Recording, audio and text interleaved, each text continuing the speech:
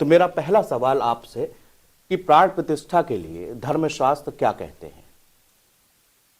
प्राण प्रतिष्ठा के लिए धर्मशास्त्र ये कहते हैं कि लोगों के मन में एक धारणा बन गई है जी कि मूर्ति में प्राण प्रतिष्ठा होगी। लेकिन धर्मशास्त्र ये कहते हैं कि मूर्ति में तो होगी ही, वो तो मंदिर का एक अंग है जी लेकिन पूरा जो मंदिर है उसमें प्राण प्रतिष्ठा होगी। असल में प्राण जो है वो शरीर में रहते हैं और शरीर जो है वो मंदिर होता है, मूर्ति शरीर नहीं है भगवान का। लोगों के मन में ये बात आ गई है कि हमारा जैसे घर है उसमें हम रहते हैं जी तो हमारा शरीर जो है हमारे घर में रहता है, ऐसे ही भगवान जो मंदिर है वो भगवान का घर है और उसमें भगवान रहते हैं। ऐसा नहीं है।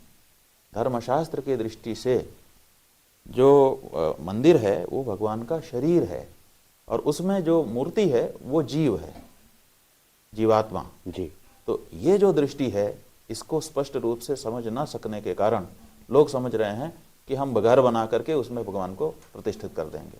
तो ये बहुत बड़ा भ्रम है जो शास्त्र के अनुसार लोगों को समझने की जरूरत है। संगतार जी, आपने और जो मंदिर अगर भगवान का शरीर है तो पूरा निर्मित हुए बिना उसमें जीवात्मा का प्रवेश करा देना, प्राण डाल देना उचित नहीं होगा।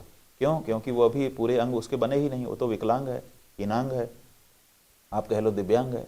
तो दिव्यांग मंदिर में सकल अंग वाले भगवान श्री राम को प्रविष्ट करा देना ये उचित नहीं। कैसे, किस तरह लग रहा है आपको कि वो मंदिर अभी दिव्यांग है? पूरे गर्भगृह बना हुआ है, पूरी अयोध्या सजी हुई है। देखिए, हमने आपको बताया कौन सा आप समझ नहीं पा रहे हैं जी, और इसीलिए ये समस्या हो रही है।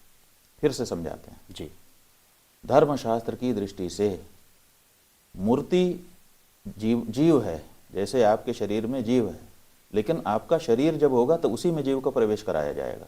जीव शरीर से बिलक नहीं दिखाई देता है।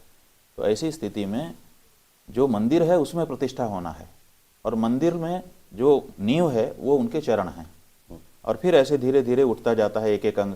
ये पिंडली है, ये जंघा है, ये कमर है, ये पेट है, ये छाती है, ये कबंध है और उसके ऊपर सिर है और सिर के अंदर आँख है, नाक है, कान है और फिर माथा है और फिर बाल हैं। यही आपका शरीर है ना। ऐसे ही जो मंदिर है वो मंदिर भी भगवान का शरीर है। अब उसमें जो शिखर है वो धड़ के ऊपर की चीज है, धड़ तक बन गया, उसके ऊपर अभी शिखर बनेगा तब उनका चेहरा बनेगा। जो शिखर है वो उनकी आंख, नाक, कान है और जो कलश है उसके ऊपर वो उनका मस्तक है और जो ध्वजा पताका फहराई जाती है वो उनके बाल हैं। तो अभी धड़ बन गया है, सिर बना ही नहीं है। तो बिना सिर का जो धड़ है उसमें प्राण कैसे डाले जा सकते हैं, ये सवाल है। जी। अच्छा, सरकार की तरफ से या आपको अभी तक निमंत्रण शायद नहीं मिला है कि अगर मिलता है तो क्या आप? ये मुद्दा नहीं है जी, जो मुद्दा हम उठाना चाहते हैं उस मुद्दे को आप लोग निमंत्रण की बात उठा करके डाइवर्ट कर देंगे जी।